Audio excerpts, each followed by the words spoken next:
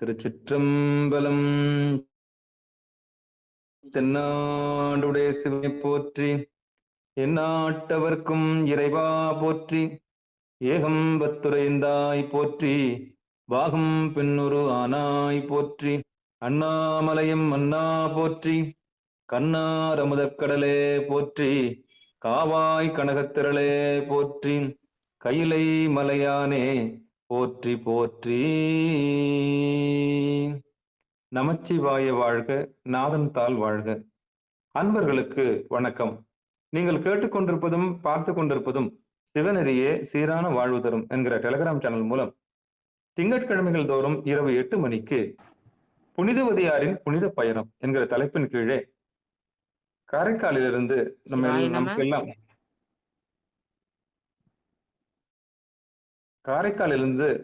நமக்கெல்லாம் நம்முடைய செய்திகளை காரைக்கால் அம்மையார் குறித்து வரலாறு குறித்து உரையாற்றுவதற்காக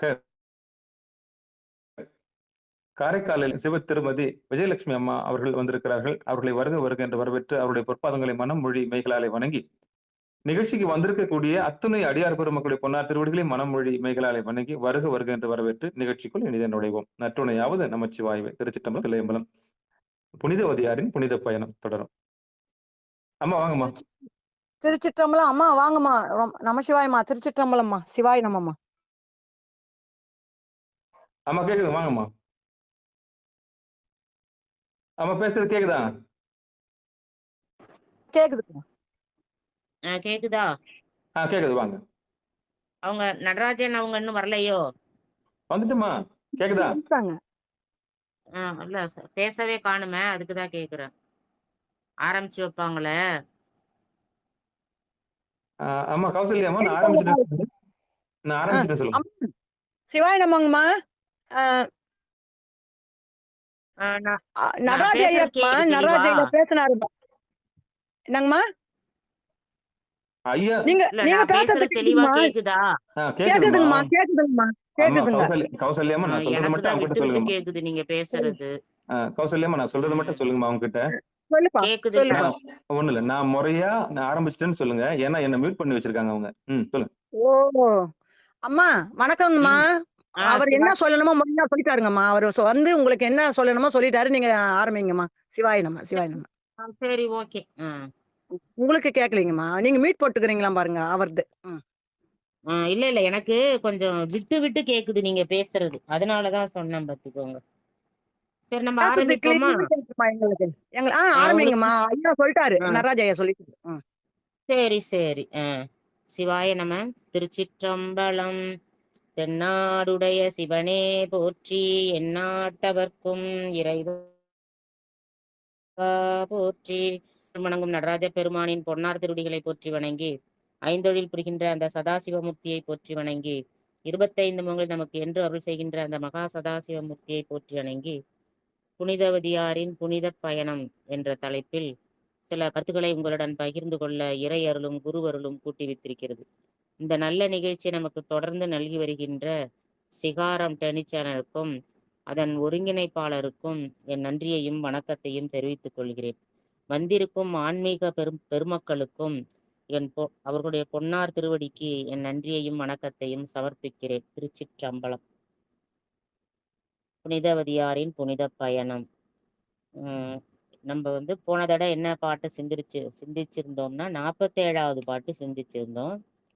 மற்றவர் தம்மை நோக்கி மானுடம் இவர் தாமல்லர், நட்பெரும் தெய்வமாதனாலன்றீதகன்ற பின்பு ற்றவிம்மகவுதன்னை பேரிட்டன், அதனாலே பொற்பாதம் பணிந்தேனிரும் போற்றுதல் செய்மின் என்றான்.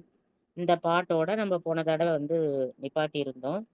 அதாவது இவர் மானுடம் அல்லர், அதனால நீங்க என்ன செய்யுங்க, இவங்க ஒரு நட்பெரும் தெய்வம், அதனால நீங்க இவரை வணங்குங்க. நான் அதனால என்ன செஞ்சேன், என்னோட குழந்தைக்கு இவரோட பெயரை தான் நான் இட்டிருக்கேன் அப்படின்னு சொல்லி விழுந்து வணங்குறார் அப்படின்னு சொல்லி போன தடவை நம்ம அதோட நிப்பாட்டி இருந்தோம். இப்ப 48வது பாட்டு பார்ப்போம். என்றலும் சுற்றத்தாரும் இது என்கொலோ வென்று நின்றார், மன்றளம் குழலினாரும் வணிகன் வாய் மாற்றம் கேளா கொன்றைவார் சடையினாதம் குறைகடல் போற்றி சிந்தை ஒன்றிய நோக்கின் மிக்க உணர்வுந்துரை செய்கின்றார். அதாவது என்றலும், அதாவது இந்த வணிகன் வந்து சொன்ன உடனே என்றலும் நின்றார் அப்படிங்கிறாங்க.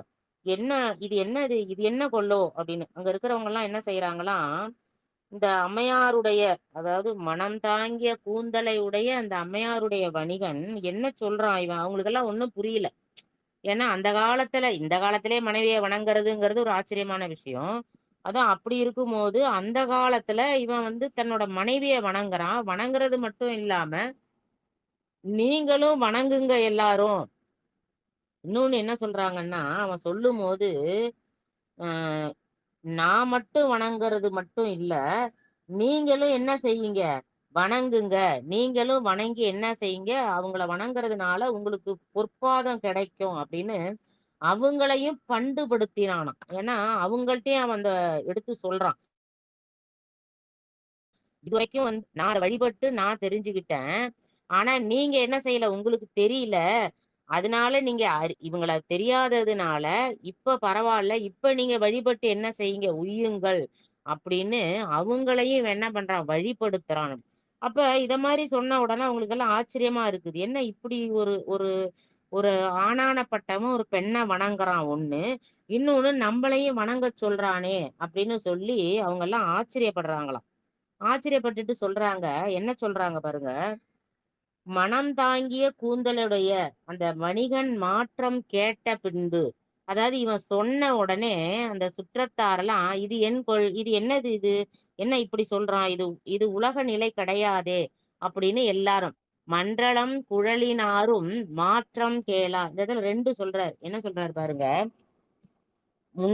முன்னாடி அவனோட ஒழுக்கம் இது வரைக்கும் வந்து அவன் வந்து எப்படி இருந்தான் அப்படின்னாக்கா, இங்க ஒரு பெண்ணை திருமணம் பண்ணிக்கிட்டு ஒரு நல்லவன் அப்படின்னு பேர் எடுத்திருந்தான். ஆனா இதுக்கு முன்னாடி அவனுக்கு ஒரு ஒய்ஃப் இருக்கு அப்படின்னு அவனுக்கு வந்து தெரியாது யாருக்குமே, அங்க உள்ள சுற்றத்தாருக்கு. ஏன்னா இப்ப இந்த 2வது பெண்ணை திருமணம் பண்ண பிறகு ஏற்கனவே ஒரு மனைவி இருக்காங்கிறது அந்த சுற்றத்தாருக்கு இப்பதான் தெரியுது. அப்ப அவங்க என்ன சொல்றாங்க, இது என்ன இப்படி ஒரு இதுன்னு. ஏன்னா அந்த மாதிரி ஒரு உறவு இருக்குது அப்படின்னோடனே அவங்க ஆச்சரியமா, இப்படி கூட இவன் இருப்பானோ அப்படின்னு எல்லாரும் ஆச்சரியப்பட்டு பாக்குறாங்களாம். அப்புறம் சொல்றாரு பாருங்க, மண்டலம் குழலினாரும் வணிகன் வாய் மாற்றம் கேளா. அப்ப அப்படி கேட்ட பிறகு 2 பேரு மாற்றம் கேளா 2 பேரையும் சொல்றாங்க. அதாவது வணிகனோட சுற்றத்தாரு, அம்மையாரோட சுற்றத்தாரு 2 பேரையுமே ஒரே வார்த்தையில சொல்றாரு இங்க சேக்கிழார் பெருமான். 2 பேருமே இவன் உரைத்த பாங்கு, இது என்னது, இது இப்படி இவன் சொல்றான் அப்படின்னு. சிவனோட தொடர்பு அப்படிங்கிறது உறவா உருத்திரர்கள் கணத்தினோர்கள் அப்படின்னு தேவாரத்தை உற்றாரை ஆண் வேண்டேன் ஊர் வேண்டேன் பேர் வேண்டேன்னு திருவாசகத்துல ஒரு பாட்டு வருது பார்த்தீங்களா. அதாவது இந்த உருத்திரபல் கணத்தரோட தொடர்பு இனிமே வந்து என்ன ஆக போகுது, இனிமே அம்மையாருக்கு வந்து இந்த கணவனோட தொடர்பு இருக்க போறது இல்ல. ஏன்னா இதுக்கப்புறம் வந்து இறைவனோட தொடர்பு தான் இந்த அம்மையாருக்கு வரப்போகுது. அதுக்காக என்ன என்ன சொல்றான் இவன், இங்க எல்லாரும் வணங்குங்க அப்படின்னு சொல்றான். ஆனா இது என்ன இது அப்படின்னு இந்த அம்மையாரோட இருந்தவங்க எல்லாம், அவங்க எல்லாம் வந்து சிவநெறியில வந்தவங்க கிடையாது. அவங்க வந்து மானுடர்கள். அதனால அவங்களுக்கு என்ன பண்ணல, இது தெளிந்த நெறியாக அவங்களுக்கு தெரியலையாம். அதனால இது என் கொள் அப்படின்னு அவங்க எல்லாம் என்ன செய்யறாங்க, அந்த மயக்க நிலையில இருந்தாங்க சுற்றத்தார். மயக்கம் நிலை கொண்ட சுற்றத்தார் அப்படின்னு இங்க சொல்றாரு. பூப்பையின் மென்குழல் மடவார் அப்படின்னு மன்றளம் குழலினார் அப்படின்னு. வணிகன் வாய் மாற்றம் அப்படிங்கறத என்ன சொல்றாங்கன்னா, அதாவது அம்மையார அணைந்த செய்தி, அதாவது அம்மையார் வந்து இங்க வந்துட்ட செய்தி, அதாவது அம்மையார் வந்து இந்த வணிகன் இருக்கிற இடத்துக்கு வந்தாங்க அப்படிங்கிற ஒரு செய்தி. அதே மாதிரி வணிகன் சொன்ன செய்தி, இப்ப வணிகன் என்ன சொல்லியிருக்கான், இவங்களை வணங்குங்கன்னு சொல்ற செய்தி. இது 2ம் கேட்ட உடனே அவங்கள்ட்ட வந்து ஒரு மாற்றம் வந்துதான். என்ன மாற்றம் வந்தது, இது வரைக்கும் உலகத்தோட தொடர்பு வச்சிருந்தவங்க இப்ப என்ன பண்ணிட்டாங்க, இந்த உலகப்பற்ற நீக்குறாங்க. கொன்றைவார் சடை போற்றி, அதாவது இதுவரைக்கும் இறைவனையே வந்து என்ன பண்ணிக்கிட்டு இருந்தாங்க, அவங்க வணங்கிக்கிட்டு இருந்தாலும் இறைவனை காணும் உயிர் சுற்றமாக கொண்டிருந்தார்கள் அம்மையார்கள். இப்ப என்னன்னா இந்த உடற்சுற்றம், அதாவது உயிர் சுற்றம் உடற்சுற்றம்னு 2 சொல்றாரு சேக்கிழார் பெருமான். இதுவரைக்கும் யாரு கூட இவங்க சுற்றம்னு இருந்தாங்களாம், உடற்சுற்றம் இந்த உடலுக்குள்ள சுற்றத்தார்கள். இப்ப இவங்க வந்து எப்படி வாழுறாங்க, இந்த உடலுக்குள்ள உறவினர்கள் கூட தான் இவங்க வாழுறாங்க. அப்ப அந்த சுற்றத்து கூட இருந்தவங்க இப்ப என்ன பண்ணிட்டாங்களாம், உயிர் சுற்றமாக ஆனார்கள். இந்த உடல் சொந்தமான இருக்கிறவங்களை விட்டுட்டு என்ன பண்ணிட்டாங்க, இந்த உயிருக்கு சொந்தமான அப்ப யாரு, சிவபெருமான், அப்ப கொன்றைவார் சடையர், அந்த உடற்சுற்றம் அத 2மே என்ன பண்றாங்க, மாத்திக்கிறாங்க அப்படின்னு சொல்றாங்க. என்னன்னா இதுவரைக்கும் சுற்றத்தார்களோட இருந்தவங்க இதுக்கப்புறம் என்ன பண்றாங்க, இறைவனோட சேர போறாங்க. அதனால வேண்டிக்கிறாங்களாம். என்ன சொல்றாங்க, அவங்களுக்கு உடனே ஒரு மாற்றம் வந்துட்டு. ஏன்னா கணவன் வந்து தான் கால்ல விழுந்து வணங்குறார் அப்படின்னு சொன்ன உடனே அவங்களுக்கு இந்த உடல் சுற்றம் எல்லாமே மறைந்து போனது. மாயைன்னு சொல்லுவோம் பாத்தீங்களா, அந்த மாதிரி அவங்க என்ன பண்ணிட்டாங்க, அதுல இருந்து மாறி வர்றாங்க, மாற்றம் வந்தது அப்படின்னு. சிந்தை ஒன்றிய நோக்கின் மிக்க உணர்வு அப்படிங்கிறாங்க. அதாவது ஒன்றிருந்து நினைமீன்கள் அப்படின்னு சொல்றாங்க பாத்தீங்களா, ஒரே மனசு வந்து என்ன ஒருநிலைப்படுத்தணும் அப்படின்னு சொல்றோம் பாருங்க, அததான் சொல்றாங்க. வேற எங்கேயும் போக விடாம சிந்தைய வந்து யார் இருக்கணுமா, இறைவர் பாலே வைத்து அந்த உணர்வு அவங்களுக்கு வந்துச்சாம். அது சொல்றாங்க, விளக்கை பிளந்து விளக்கினை ஏற்றி விளக்கின் உள்ளே விளக்கினை தூண்டி விளக்கில் விளக்கை விளக்க வல்லார்க்கு விளக்குடையான் கடல் மேவலுமாவே. திருமந்திரத்துல ஒரு பாட்டு.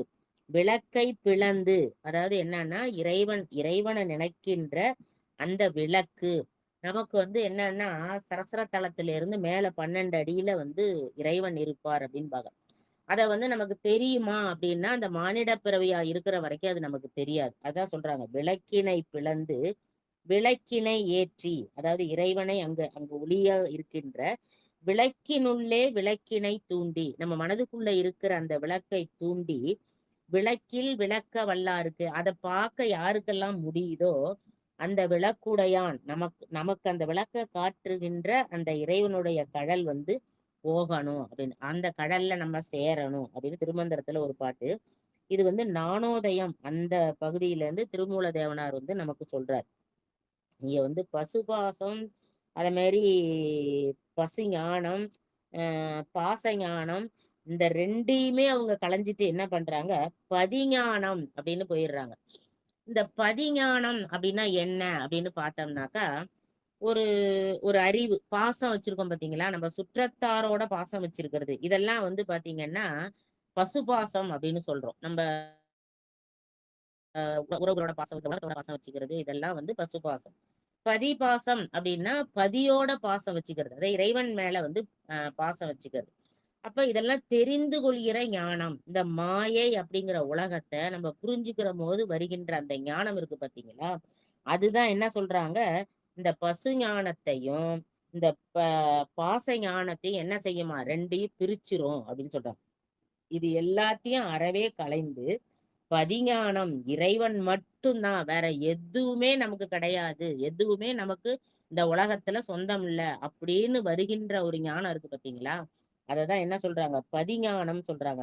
அந்த மாதிரி சிந்தை ஒன்றிய நோக்கின் மிக்க உணர்வு அப்படின்னாக்கா, அவங்க சிந்தையில என்ன இப்ப வந்திருக்குதாம், பதிஞானம் மட்டுமே ஊன்றி பார்க்கின்ற நிலை. அந்த நிலைக்கு இப்ப என்ன பண்ணிட்டாங்க, காரைக்கால் அம்மையார் வந்துட்டாங்க அப்படின்னு சொல்றாங்க. உரை செய்கின்றார் அப்படின்னாக்கா, அந்த மேல உள்ள பாட்டுல இருந்தத, அதாவது முன்னாடி இருந்த மனநிலையோட ஒப்பிட்டு நமக்கு சொல்றாரு, எச்சமாக சொல்கின்றார், உரை செய்கின்றார் அப்படின்னு சொல்லி இந்த பாட்டோட என்ன சொல்றாங்க, அதை கூட்டுகிறார்கள் அப்படின்னு. அடுத்த பாட்டு பாருங்க.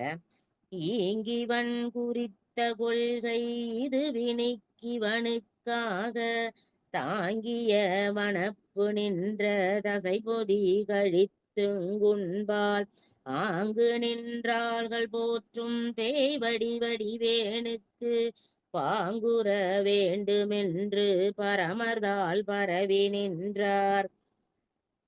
ஈங்கிவன் குறித்த கொள்கை, அதாவது இப்ப வந்து இவன் என்ன கொள்கை வச்சிருக்கான், யாரு, இந்த வணிகன். இப்ப இந்த வணிகனோட கொள்கை என்னன்னு இவளுக்கு தெரிஞ்சிட்டு. ஏன்னா தன்னை வணங்குனதுனால இனிமே இவனுக்கு மனைவியாக இருக்கின்ற அந்த தகுதி வந்து நமக்கு இல்ல. ஏன்னா தன்னை வந்து இவன்டேந்து அவன் பிரிச்சுட்டான். இனிமே தன்னை மனைவியா ஏத்துப்பான் அப்படிங்கிற எண்ணம் வந்து கண்டிப்பா இருக்கு. அப்ப அந்த எண்ணத்துல இருந்து என்ன பண்ணிட்டா, மாறுபட்டுட்டா. அப்ப ஈங்கு, அதாவது இந்த நிலை, இந்த இந்த இந்த நேரத்துல இருக்கின்ற நிலை. அப்ப அந்த அம்மையாருக்கு இந்த இடத்துல என்ன தோணுச்சு அப்படிங்கறத சொல்றாங்க. அப்ப ஈங்கு இந்த நின்றையில இவனுக்காக, அதாவது இவனுக்காக, இவனுக்குன்னா இங்க வணிகனுக்காக, வணிகனுக்காக இந்த கணவனோட தொடர்பு இனிமே வந்து அற்று போயிட்டு, இனிமே கிடையாது. சிவனையும் அடியார்களையும் இவங்கள தவிர வேற ஒரு பொருளை வந்து இனிமே எண்ணணும் அப்படிங்கிற எண்ணம் வந்து இவங்களுக்கு வந்துடுச்சு. அதனால இந்த இவனுமே வந்து பாத்தீங்கன்னா மனித வர்க்கத்துல சேர்ந்துக்கிறான். ஏன்னா இப்ப இவங்க வந்து என்ன பண்றாங்க, சுற்றத்தார்கள், உறவினர்கள் இவங்களோடெல்லாம் இல்லாம பதிஞானத்துக்கு வந்துட்டாங்க. அப்ப பதிஞானத்துக்கு வந்த பிறகு இப்ப இவனோட நிலை, இவனுக்காக அப்படின்னு சொல்றாங்க. நம்ம இவனுக்காக வந்து என்ன செஞ்சோம், இந்த உடலை வச்சிருந்தோம். அப்ப இங்க இவன் சொல்லி குறிக்கும் என்ன சொல்ற, ஏன் இவங்க சொல்றாங்கன்னா, இதுவரைக்கும் மானிடர்கள் கூட இருந்தாங்க. அப்ப இவனும் ஒரு மானிடனா இருந்தான். இப்ப நம்ம இவங்க இந்த இடத்துல இருந்து நம்ம வெளியில வந்துட்டோம். அதனால இவன் மானிட கூட்டத்துல இருக்கிறதுனால இவன், அதனால ஒருமையில அந்த வணிகனை வந்து ஒருமையில சொல்றாங்க அப்படின்னு. இந்த இதுல இந்த இந்த சரித்திரம் முழுவதுமே, அதாவது இந்த சேக்கிழார் பெருமான் காட்டுற இடம் எல்லாமே வணிகனை வந்து ஒருமையாதான் அவர் குறிப்பிட்டிருப்பார். ஏன்னா இங்க அம்மையார சொல்லும் போது அம்மையார் அம்மையார்னு சொல்லி குறிப்பிடுறாங்க. அதே இது வணிகனை சொல்லும் போது வணிகன் அப்படின்னு. ஏன்னா அம்மையார் வந்து இறைவனுடைய திருவடி அடைய தகுந்தவர்கள், அந்த தகுதி உடையவர்கள். ஆனா வணிகன் அப்படி கிடையாது. அதனால அவன் மானிட பதரா இருக்கிறதுனால அவனை என்ன செய்யறாங்க, ஒருமையில கூப்பிடுறாங்க. அந்த மாதிரி இந்த இந்த சேக்கிழார் புராணம் ஃபுல்லாவுமே, காரைக்காலம்மையார் புராணம் ஃபுல்லாவுமே அந்த வணிகனை ஒருமையிலேயே வந்து நம்ம பாக்குறத நம்ம இதுல பாக்குறோம்.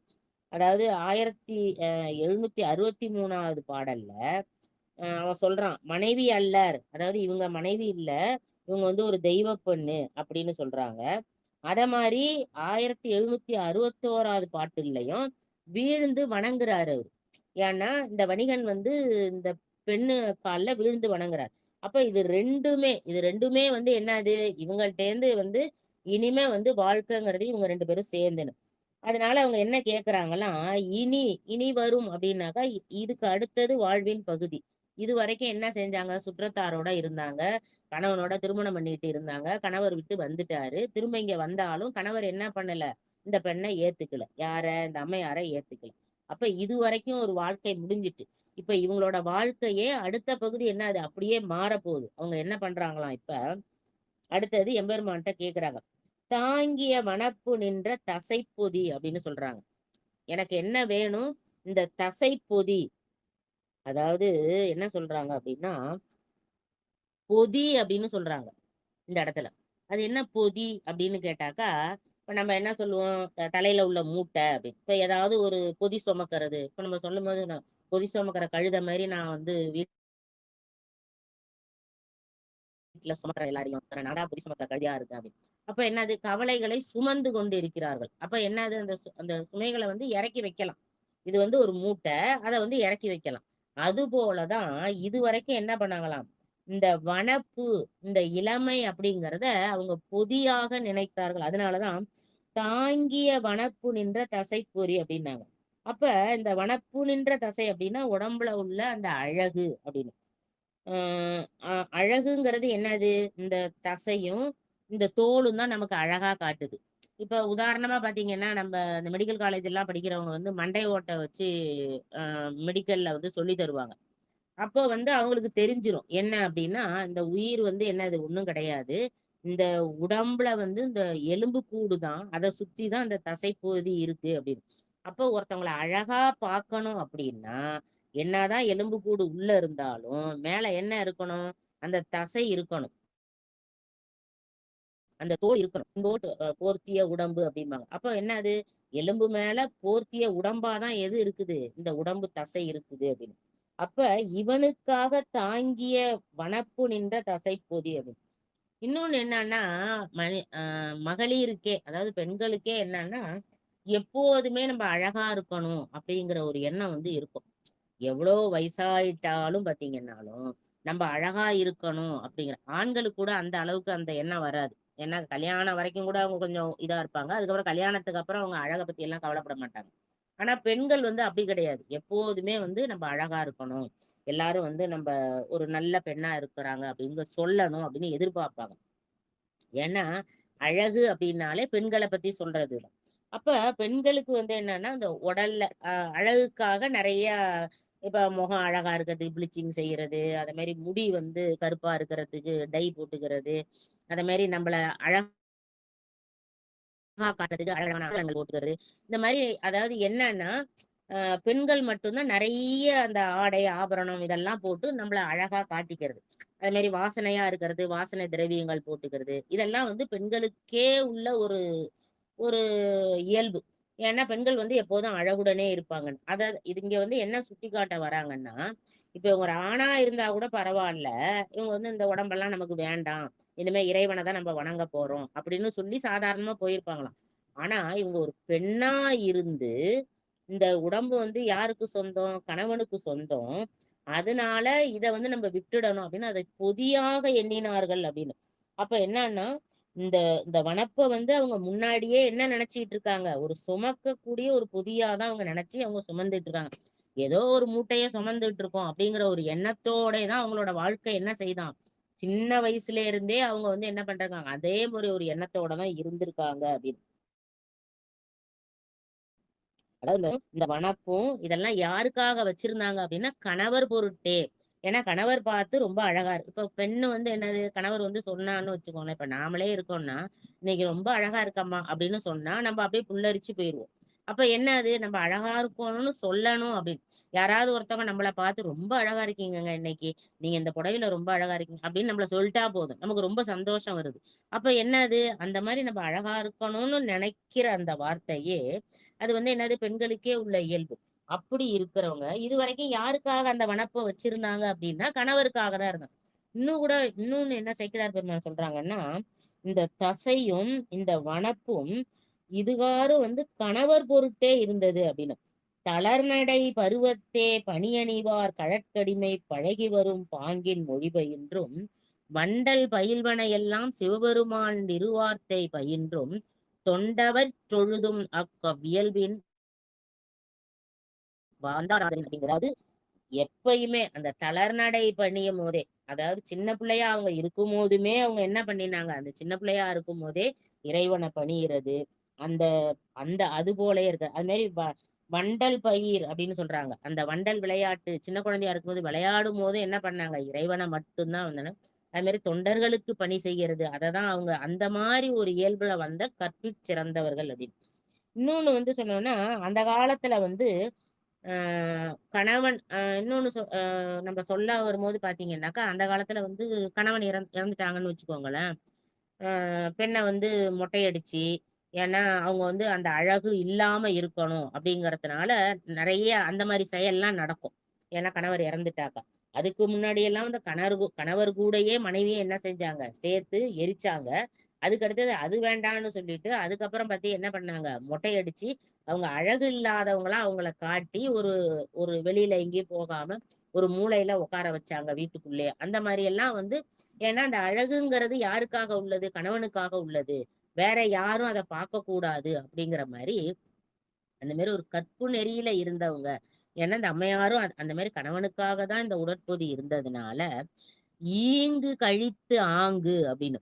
அதாவது இந்த உலக நிலையையும் மாயை கடந்து சிவமே பற்றிய அந்த உலக நிலையையும் இங்க கழிச்சாங்க. எத அவங்க என்ன கேக்குறாங்க இந்த உடற்பொதி எனக்கு வேண்டாம் அப்படின்னு கேக்குறாங்க. அதாவது இங்க கழிச்சு இந்த உடற்பொதியை கழிச்சுட்டு எனக்கு என்னது சிவ உலகம் அந்த உலகம் வேணும். ஈங்கு கழித்து ஆங்கு அப்படிங்கிறோம்.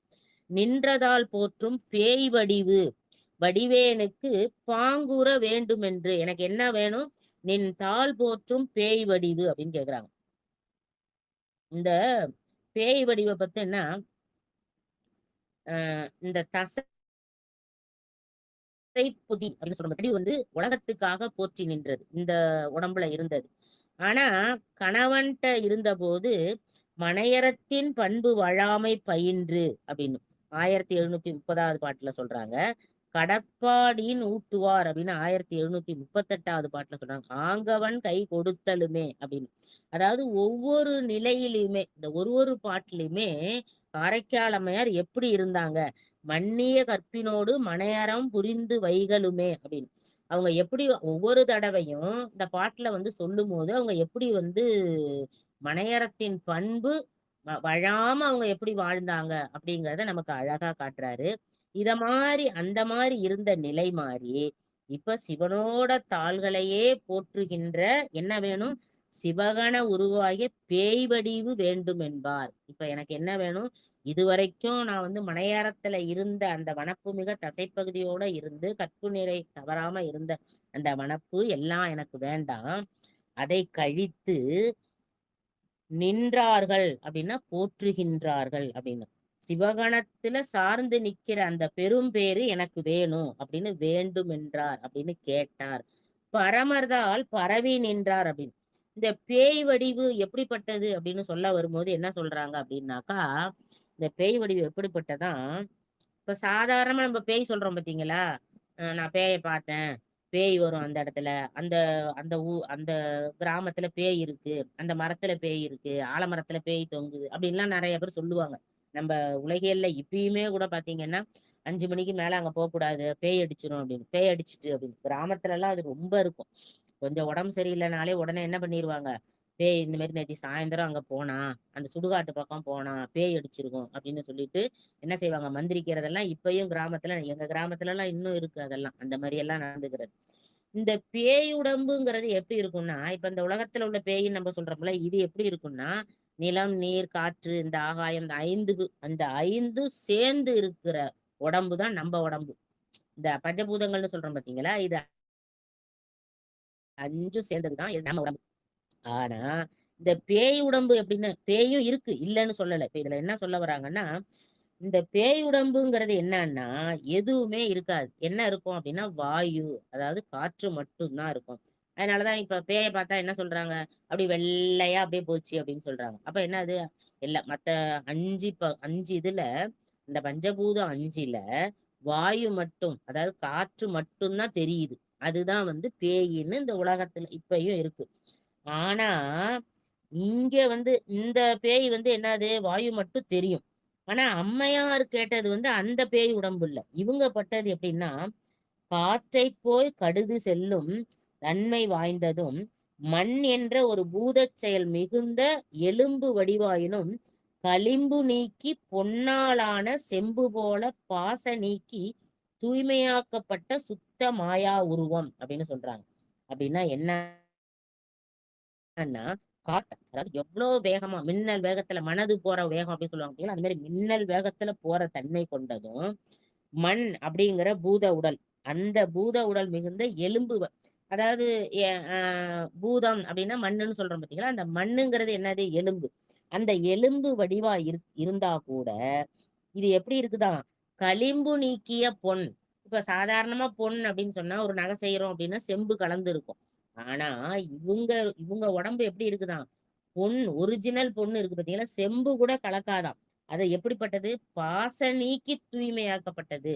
அதாவது இந்த உடம்புங்கிறது எப்படி இருக்குன்னா, தங்கம்னு சொன்னா அது கூட செம்புங்கிற பாசம் எப்போதுமே ஒட்டிக்கிட்டு இருக்கு ஆன்மா கூட. அப்ப இங்க வந்து இவங்க என்ன பண்றாங்க, அந்த செம்பு கூட இல்லாத சொக்க தங்கம் அப்படின்னு சொல்றோம் பாத்தீங்களா, அந்த மாதிரி பாசம் நீக்கிய ஓர் ஒளி உடம்பு அப்படின்னு அந்த மாதிரி ஒரு உடம்ப அவங்க வந்து என்னது கேட்டு இறைஞ்சினார். அவ் வேடத்தன்மை உள்ளவார். இந்த மாதிரி இவங்க என்ன செய்யறாங்க, எனக்கு இந்த மாதிரி வேணும் அப்படின்னு சொல்லி வேண்டும் பரமர்தால், அந்த மாதிரி பரமர்தார் பற்றினார் அப்படின்னு சொல்றாங்க. பெருமை சேர் வடிவு அப்படின்னு சொல்றாங்க. இந்த வடிவோட தான் இறைவனை நோக்கி திருவாலங்காட்டுல வந்து இந்த வடிவோட தான் அவங்க என்ன செஞ்சிருக்காங்க, திருவாலங்காட்டுல இறைவனுக்கு பக்கத்துல அமர்ந்து இப்பயும் பாடிக்கிட்டு இருக்கிறது வந்து எப்படி இருக்காங்களாம், இந்த கீதம் பாடுற வடிவோட. இப்ப சொன்னாங்களே அந்த கீத உடம்புன்னு, அந்த சுத்த மாயா உருவம் அப்படின்னு சொல்றோம் பாத்தீங்களா, இந்த உடம்போட தான் இங்க யாரு இருக்கா, திருவாலங்காட்டுல அம்மா இருக்காங்க அப்படின்னு. இந்த வடிவுலதான் அம்மையார் என்ன பண்றாங்க, 2 திருப்பதிகங்களையும் பாடுறாங்க, இரட்டை மணிமாலை பாடுறாங்க, திருவந்தாதி பாடுறாங்க. அதாவது இந்த வடிவம் வந்த உடனே, இந்த பேய் வடிவு கேட்டு வடிவம் கேட்டு வணங்குனோடனே இந்த இரட்டைமணி மாலை, திருவந்தாதி எல்லாம் பாடுறாங்க. அப்ப என்னன்னா அதாவது பாடக்கூடிய ஒரு உருவம். இப்ப இந்த பேய்ங்கிறத நம்ம சொல்ற உருவம் வந்து எப்படி இருக்கும்? அப்படியே காற்றா இருக்கும். அப்படியே போகும், வரும் அவ்வளவுதான். ஆனா இவங்க என்ன செய்யறாங்க? தாளத்துக்கு ஏற்றவாறு பாடுறாங்க. அப்ப இயலும் இசையும் பாடுவதற்குரிய வாக்கும், அதாவது வாய்மை. இங்க பாடவும் செய்யறாங்க. ஏன்னா இறைவனுக்கு திருவாலங்காட்டுல உட்கார்ந்து இவங்க பாடுற உருவத்தை கேட்டு வாங்கியிருக்காங்க. பேய் வடிவா இருந்தா கூட அந்த பேய் வடிவுக்கு என்ன இருக்குதான்? பாடுகின்ற தன்மை இருக்கு. அப்ப வாக்கு முதலிய புறகரணங்களையும் மனம் முதலிய உட்கரணங்களையும் அப்படின்னு. அப்ப இப்ப ஒரு பாட்டு பாடணும்னா நம்ம மனசால நினைச்சாதான் அந்த பாட்டை பாட முடியும். அப்ப மனசு இருக்கு அவங்களுக்கு. அதே மாதிரி பாடுறதுக்கு வாக்கு இருக்கு. அப்ப அந்த மாதிரி உள்ள ஒரு இதைதான் என்ன கேட்டு அவங்க வாங்கியிருக்காங்க. இதை என்ன சொல்றாங்கன்னா தத்துவ காரிய மாயா உடலொழிந்த ஞான வடிவம் அப்படின்னு சொல்றாங்க. ஆனா அந்த மாதிரி இது வந்து என்னது விசேஷம் சொல்றாங்க. ஆனா அந்த கருத்து வந்து ஏத்துக்கிற கருத்தா அப்படின்னா கொஞ்சம் முரண்பாடு அப்படின்னு சொல்லி ஆசிரியரே சொல்றாரு. ஏன் அப்படின்னா ஆளுடைய நம்பிகள் அவங்க வந்து என்னன்னா அவங்களும் சுந்தரமூர்த்தி சுவாமிகள் அவங்களும் கழற்றறிவார் நாயனார் சேரமான் நாயனார் இருக்கார் பார்த்தீங்களா, அவங்களும் கைலாயத்துக்கு போகும்போது எப்படி போறாங்க? அதாவது அவங்க ஒளி உடம்போட போனாங்க அப்படின்னு. அவங்க ஒளி மானவா யாக்கை அப்படின்னு அதை சொல்றாங்க. ஏன்னா அவங்களுக்கு உடம்பெல்லாம் இருக்கு. ஆனா அந்த உடம்பு எப்படிப்பட்ட உடம்பா இருக்குன்னா மாயையில இருக்கிற உடம்பா இருக்கு. ஒளி உடம்பா இருக்கு. அப்ப அந்த உடம்பு வந்து நமக்கு தெரியுது. ஆனா அது என்னது? ஒளியோட கூடிய உடம்பா இருக்கு. அப்ப அந்த மாதிரி ஒளி உருவமாக அவங்க போனாங்க. ஆனா இங்க வந்து அவங்களும் பாடிக்கிட்டு தான் போறாங்க. ஏன்னா இங்க அம்மையாரும் என்ன செய்யறாங்க? அந்த பேய் வடிவு வாங்கின பிறகு இவங்களும் பாடிக்கிட்டு தான் இருக்காங்க. அவங்க வாங்கின உடம்பு வேற, இவங்க வாங்கின உடம்பு வேற. கணநாதர்களாகிய தம் தொழிலும் ஒளி அவங்களுக்கு வந்து என்னன்னா 1000 ஞாயிறு பேரொளியாக அது எப்படி இருந்துச்சா? 1000 சூரிய ஒளி. ஒரு சூரிய ஒளி இருந்தாலே நம்ம கண்ணால பார்க்க முடியாது. ஆனா சேரமான் பெருமானும் சுந்தரமூர்த்தி சுவாமிகளோட பொன்னுடல் எப்படி இருந்துச்சுன்னா 1000 சூரியன் ஒளி இருந்தா எப்படி இருக்கும்? அந்த மாதிரி ஒரு ஒளி உடம்போட அவங்க போனாங்க அப்படின்னு. ஆனா இங்க என்ன சொல்றாங்க? இங்க இந்த திருவந்தாதியில இந்த இவங்க பாடின பாடல்ல என்ன சொல்றாங்க அப்படின்னா பேயாய நற்கணத்தில் ஒன்றாய நாம் அப்படின்னு அவங்களே சொல்றாங்க. ஏன்னா நான் காரைக்கால் பேய் அப்படின்னு. இவங்களே என்ன சொல்றாங்க? அதே மாதிரி திருத்தொண்ட தொகையிலையும் பேயார் அப்படின்னு சொல்லி அவங்கள வந்து போற்றி பாடுறாங்க. அவங்களே நற்கணம்னா சிவபூத கணம் அதுல வந்து கொண்டதுமாகிய ஒரு பேய் வடிவம் அப்படின்னு. இவங்க பாடும்போதே பாருங்க. கொங்கை திரங்கி நரம்பெழுந்து கொண்டு கண்பண்பல் கொடி வயிற்று பங்கி சிவந்திரு பட்க நின்று அப்படிதான் சொல்றாங்க. கொங்கை திரங்கி நரம்பெழுந்து அப்படின்னு அவங்க பாடும்போதே வந்து அந்த அந்த பாடலே நம்ம பார்க்கும்போது எப்படி இருக்காங்களாம்? அப்படியே அந்த அந்த வடிவை வந்து நமக்கு சொல்றாங்க. எப்படி சொல்றாங்க? பேய் வடிவோட இருக்கிறோம், எந்த ஒரு சதைப்பொடியும் இல்லாம இருக்குது அப்படிங்கிறத நமக்கு அழகா அந்த பாடல்ல காட்டுறாங்க. காடு மலிந்த கனல்வாய் இயற்று காரைக்கால் பேய் அப்படின்னு 11வது பாட்டுல சொல்றாங்க. 6வது பாட்டுல வந்து செடிதலை காரைக்கால் பேய் அப்படின்னு சொல்றாங்க.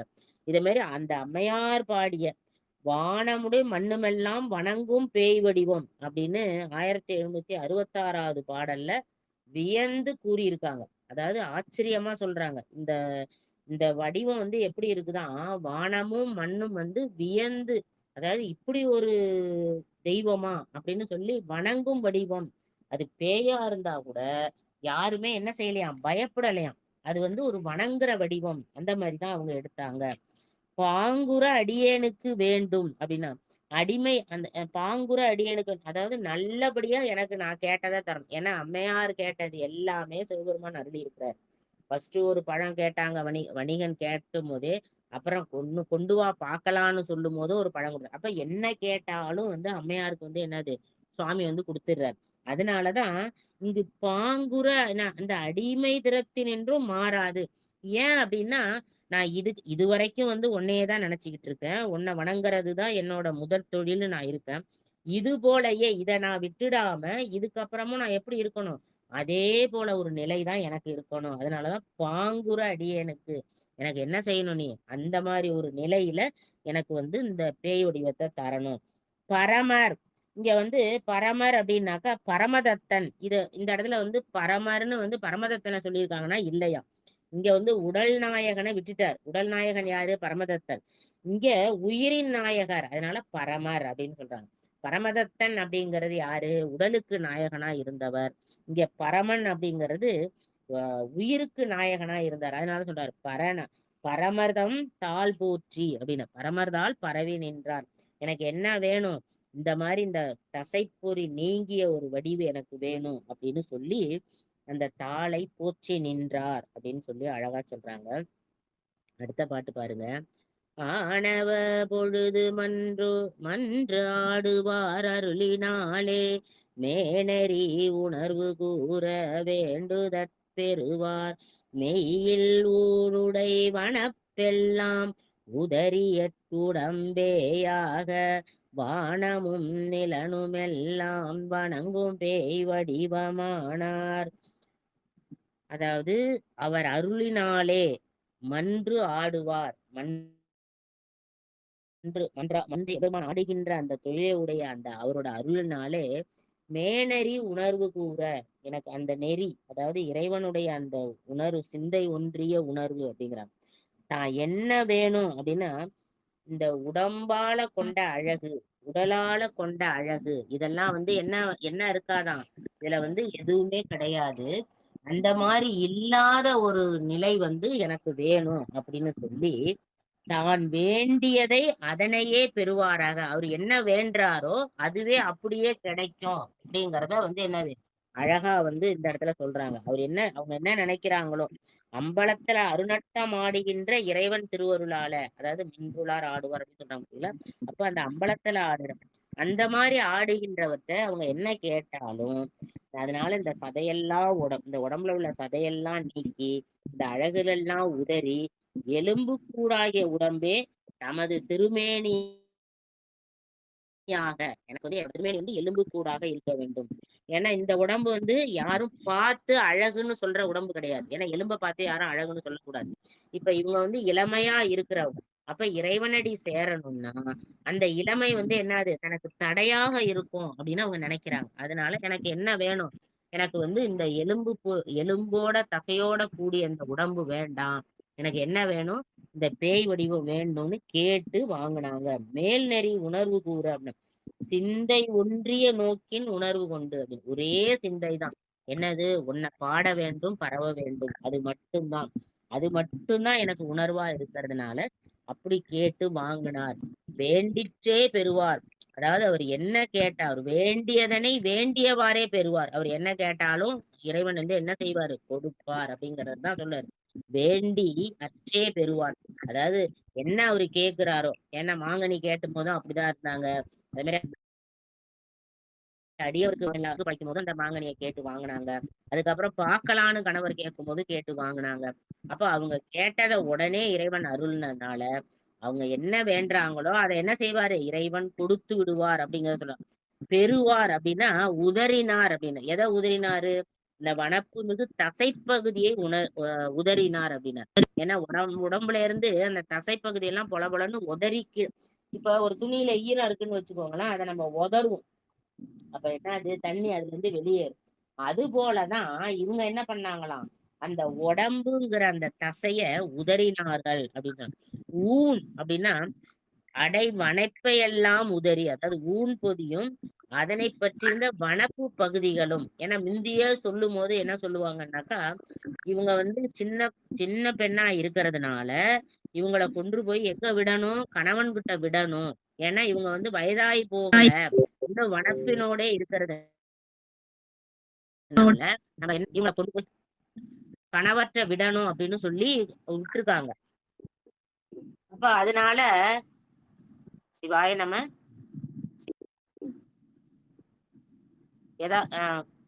நடராஜன், நீங்க ஏதாவது பேசுறீங்களா?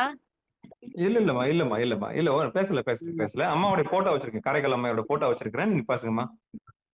சரி, சரி. இல்ல ஏதோ ஸ்பீக்கிங்ன்னு வந்துச்சு. அதுக்காக தான் கேட்டேன். அப்ப வனப்பை எல்லாம் உதறி, அப்ப என்ன பண்றாங்க? அந்த தன்னோட வனப்பு இதெல்லாம் எனக்கு வேண்டாம். இது எல்லாத்தையும் கழித்து, இங்கேயே உதறி என்ன பண்றாங்க? உதறுதல் அப்படின்னா சிந்தி விடுதல் அப்படின்னு. இப்ப நம்ம நம்ம புறாக்களுக்கு தீனி போடுறோம், இல்ல கோழிக்கு தீனி போடுறோம் அப்படின்னாக்கா, நம்ம என்ன செய்வோம்? நெல்லோ, அரிசியோ அப்படி அப்படி தூவி விடுவோம். அந்த மாரி இப்ப என்னது? நம்ம இதுலேருந்து இப்படி தூவி விடுறது. அதுபோல இவங்க உதறி விட்டாங்களாம். தன்னோட வனப்பெல்லாம் என்ன பண்ணிட்டாங்க? அப்படியே உதறினார்கள் அப்படின்னு. வானமும் நிலனும் எல்லாம் வணங்கும் அப்படின்னா 3 உலகும். அதாவது வானம் அப்படின்னா மேல் உலகம், நிலன் அப்படின்னா கீழ் உலகம். இங்க இருக்கிறது வந்து நம்ம இருக்கிற பூமி. அப்ப மேல் உலகமும் கீழ் உலகமும் இந்த உலகமும் இந்த மூலத்து உயிர்களும் வணங்கக்கூடிய ஒரு உருவம் அப்படிங்கிறாங்க. அதாவது கீழ் உலகத்தை எல்லாம் மங்களத்தால் கூறினார். மூளையில் பிறக்கரிதால் அப்படின்னு சொல்லும் போதே நமக்கு சொல்றாங்க. ஏன்னா அதாவது மங்களம் சொல்லணும் அப்படிங்கிறத வானும் நிலனும் அப்படின்னு சொன்னாங்க அப்படின்னு சொல்றாங்க. பேய் வடிவம் அப்படிங்கிறது என்ன அப்படின்னா அம்மையார் தான் வேண்டிய சிவபூத கண வடிவம் அப்படின்னு சொல்றதுதான் அந்த பேய் வடிவம். அதாவது சிவகணங்களோட இருக்கக்கூடிய ஒரு பூத வடிவம். அதுதான் பேய் வடிவம் அப்படின்னு இந்த பாட்டுல காட்டுறாங்க. அம்மையாரே கேட்டு என்ன பண்றாங்க? இந்த உடம்ப வந்து அவங்களே கேட்டு வணங்கி இந்த உடம்ப வாங்கிக்கிறாங்க அப்படின்னு இந்த பாட்டுல சொல்றாங்க. அடுத்த பாட்டு பாருங்க. மலர் மழை பொழிந்ததெங்கும் வானதுந்து நாதம் உலகெலாம் நிறைந்து விம்மவும் பரு முனிவர் தாமும் குலவினர் கணங்களெல்லாம் குணலையிட்டன முன்னின்ற தொலைவில் பல் சுற்றத்தாரும் தொழுதஞ்சி அகன்று போனார். சுற்றத்தாரும் தொழுதஞ்சி அகன்று போனார். இங்க நடக்கிறதெல்லாம் இப்ப நீங்களே நினைச்சு பாருங்களேன். ஒரு மனைவி வந்து வந்திருக்காங்க சுற்றத்தாரோட. கணவன் வந்து காலில் விழுந்து வணங்குறாரு. இப்ப நம்ம இந்த உலகத்திலேயே, இப்ப நம்ம வாழுற உலகத்திலேயே மனைவி காலில் அவங்க விழுந்து வணங்குறாரு. வணங்கிட்டு என்ன சொல்றாரு? இவங்க வந்து மானிட பெண் அல்ல, இவங்க தெய்வ பெண்ணு. அதனாலதான் என் பெண்ணுக்கு நான் என்ன பண்ணேன்? இந்த பேரை சூட்டியிருக்கேன். நீங்களும் உளுந்து வணங்குங்க அப்படின்னு சொல்றாங்க. சொல்லி முடிச்ச உடனே அடுத்த நிமிஷம் அந்த அந்த பெண்ணு என்ன செய்யறா? தன்னோட வனப்பு, அதாவது நம்ம உடம்புல உள்ள சதையெல்லாம் அப்படியே உதறிட்டு பேய் வடிவா ஒருத்தவங்க நிக்கிறாங்கன்னு வச்சுக்கோங்க. நாமே என்ன செய்வோம்? பயந்து அஞ்சி அந்த இடத்துல இருந்து ஓடிடுவோம். அது வந்து வணங்குற தெய்வமா அப்படிங்கறது கூட நம்ம இந்த காலத்திலயும் அந்த மாதிரி சிந்திப்போமாங்கிறது நமக்கு வந்து ஒரு கேள்விக்குறிதான். அதாவது திடீர்னு ஒரு அழகான பெண்ணு, காரைக்காலமையார் அவ்வளவு அழகுள்ளவங்கன்னு முதல்ல நம்ம பார்த்துட்டோம். அப்ப அந்த மாதிரி ஒரு அழகுள்ளவங்க திடீர்னு ஒரு எலும்பா காட்சி தந்தாங்கன்னு வச்சுக்கோங்க. நம்ம வந்து படத்துல சாதாரணமா பேய பார்த்தாலே நமக்கு என்னது ஒரு பயமா இருக்கு. பேய் படம்னாலே என்ன சொல்றாங்க? அதுல வந்து போடுவாங்க, சிறுவர்கள்லாம் இதை பார்க்க கூடாது அப்படிங்கிற மாதிரி. அப்ப பார்த்தா பயம் ஏற்படும். அப்ப அந்த மாதிரி இருக்கும்போது இந்த கணவன் வந்து வணங்குறான். அவங்க கேட்ட உடனே அந்த உடம்பெல்லாம் அப்படி கீழே உதிர்ந்து உழுது. அதுக்கு அடுத்தது ஒரு எலும்பு கூடு காட்சி அளிக்குது. அப்ப சுற்றத்தார்கள்லாம் என்ன பண்ணுவாங்க? ஃபர்ஸ்ட் பயந்து போறாங்களாம். அப்புறம் இருந்தாலும் அவங்களே கேட்ட வடிவம்னா தொழுது அப்படின்னு அவங்க பார்த்து என்ன பண்றாங்களாம்? வணங்குற உருவம் தான் போல இருக்கு அப்படின்னு இருந்தாலும் என்ன பண்ணுது? ஒரு பயம் ஒண்ணு வர்றதுனால அங்க இருந்து அகன்று போனார் அப்படின்னு. அது மாதிரி இப்ப சொல்றாங்க பாருங்க. மலர் மழை பொழிந்தது எங்கும். எங்க பார்த்தாலும் என்ன இருக்குதான்? அப்படியே மலர் வந்து எல்லாம் நீங்க அடியார்களோட பிராணம் எல்லாத்துலயும் பாத்தீங்கன்னா இறைவனுடைய திருவடி, அதாவது இறைவனுடைய அடிய சேரும் போது வானவர்கள் எல்லாம் என்ன செய்வாங்க? மலர் மாறி தூருவாங்க. கற்பக விருட்சத்திலிருந்து சுந்தரி முழங்கு. ஒவ்வொரு அடியாருக்கும் ஒவ்வொரு விதமா நம்ம அதை வந்து பார்க்கும்போது நமக்கு தெரியும். ஒவ்வொரு அடியாருக்கும் ஒவ்வொரு விதமாக என்ன செய்வார்? இறைவன் வந்து ஆட்கொள்வார். அது போலதான் இங்க அந்த வான துந்துபி விம்ம அப்படிங்கிறார்.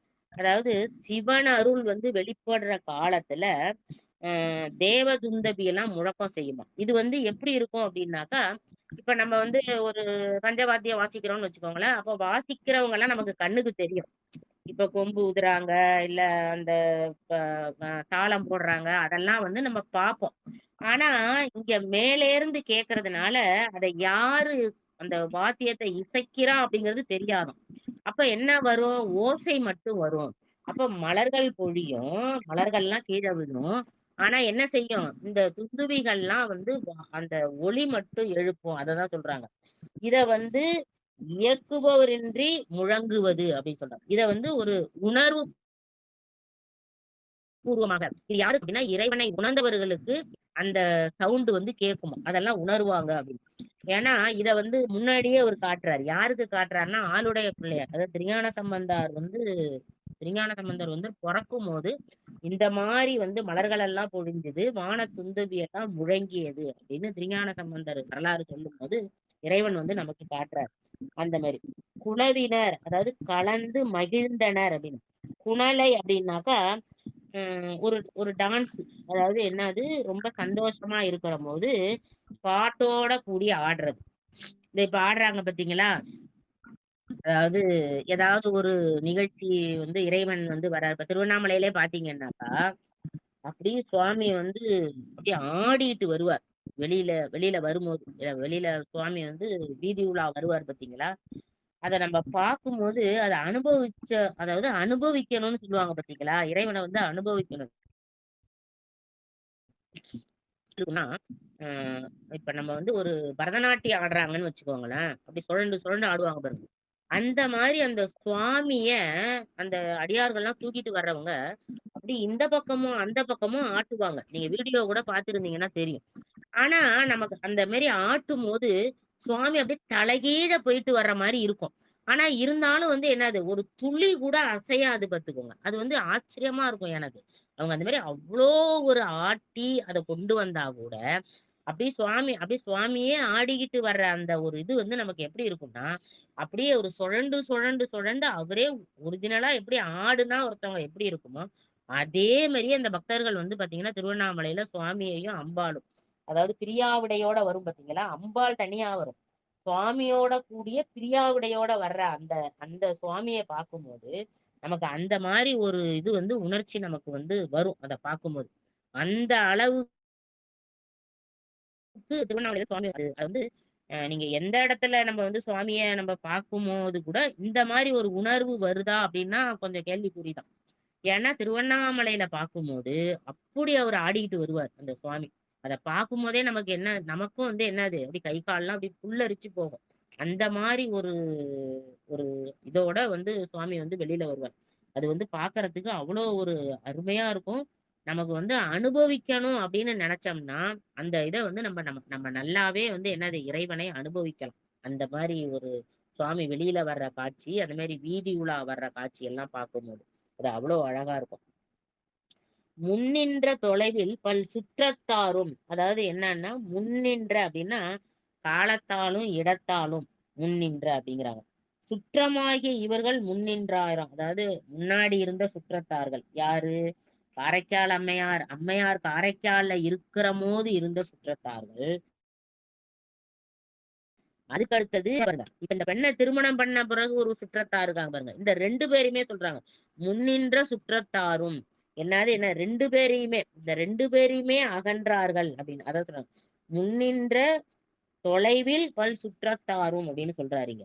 சுற்றத்தார் அப்படின்னாக்கா, காரைக்கால்ல இருந்து வந்தவங்க. அதே மாரி வணிகனோட அந்த மனைவி பின்னாடி அவனுக்கு உள்ள தொடர்புல உள்ள சுற்றத்தார்கள். அதாவது குலசேகரப்பட்டினத்துல உள்ள சுற்றத்தார்கள். அதே மாரி காரைக்கால் பட்டணத்துல உள்ள சுற்றத்தார்கள். 2 பேரும் இருந்ததுனாலதான் சுற்றத்தார் அப்படின்னு வந்து இங்க என்னது பொதுப்பட அவர் சொல்றாரு அப்படிங்கிறார். அம்மையார பத்தி முன்பு இருந்த உடற்சார்பு இப்ப இல்ல. ஏன்னா இனிமே வந்து தொலைவில் அப்படின்னு ஒரு வார்த்தையை யூஸ் பண்றாரு. இனிமே வந்து என்ன பண்ண, இந்த சுற்றத்தாறுல இருந்து இவங்க தனியா வந்துட்டாங்க. ஏன்னா முன்னாடி இருந்த அப்பா அம்மா கூடயும் அவங்க இல்ல. அது மாதிரி அதுக்கு அடுத்தது வந்த கணவன் கூடயும் இல்ல. இல்ல இந்த சுற்றத்தார் கூட இருந்தாங்கன்னா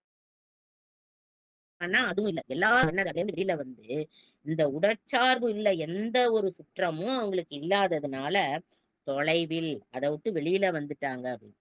இந்த இடத்துல வந்து பாத்தீங்கன்னா, அம்மையார பத்தி சொன்னாங்க. ஏன்னா வெளியில வந்துட்டாங்க, சுற்றத்தார விட்டு வெளில வந்து. ஆனா அந்த வணிகனை பத்தி எதுவுமே கூறல. இந்த வணிகன் என்ன ஆனா, எப்படி ஆனா அப்படின்னு.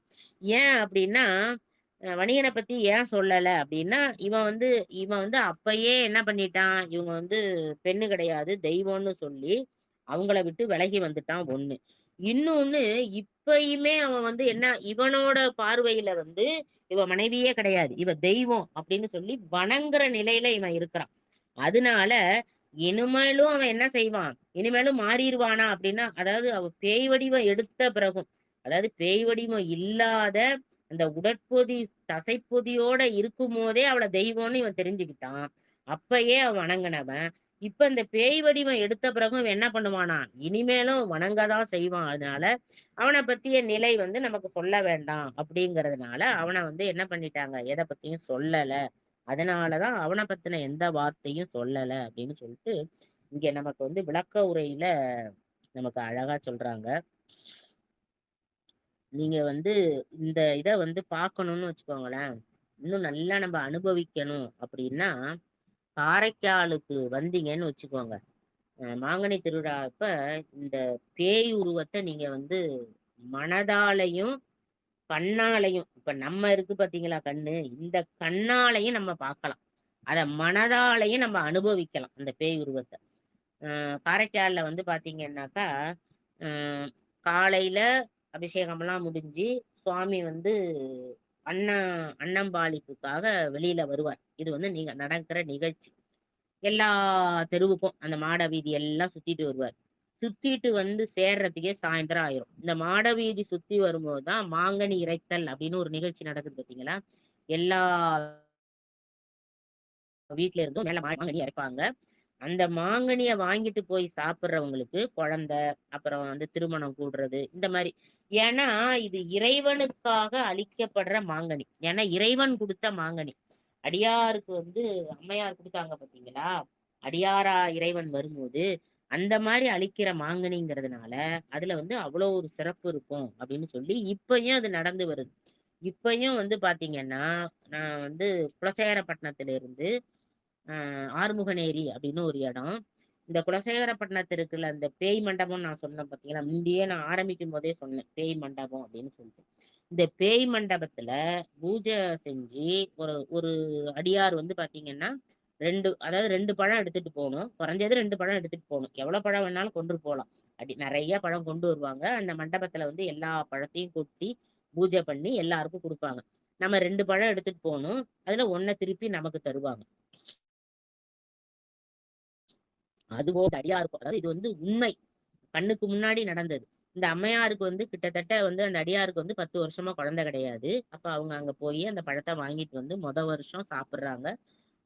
சாப்பிட்ட ஒரு 3வது மாசமே வந்து குழந்தை உண்டாயிருது.